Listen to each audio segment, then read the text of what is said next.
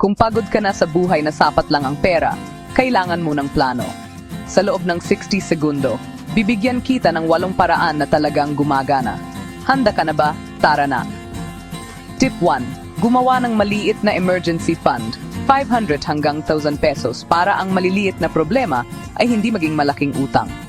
Tip 2. Subaybayan ang bawat gastos sa loob ng 2 linggo, alamin kung saan napupunta ang pera mo. Tip 3. Gumawa ng simpleng budget para sa mahahalaga, para sa ipon, para sa kasiyahan. Sundin ang mga limitasyon. Tip 4. Kanselahin ang isang recurring subscription ngayon, maliit na kanselasyon, malaking ipon.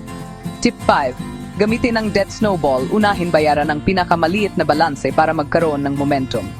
Tip 6. Ay automate ang mga bayarin at ipon para hindi mo makalimutan at hindi magpatong-patong ang mga bayarin. Tip 7. Magsimula ng side hustle para sa dagdag na pera na ilalaan sa pagbabayad ng utang. Tip 8. Tigilan ang bagong pangungutang, wala ng credit card o utang hanggat wala kang plano. Gawin ang 8 ito ng tuloy-tuloy at mapipigilan mo ang utang bago pa ito magsimula. Mag-follow para sa mabilis na solusyon sa pera at ibahagi ang pinakamasama mong ugali sa pera sa comments.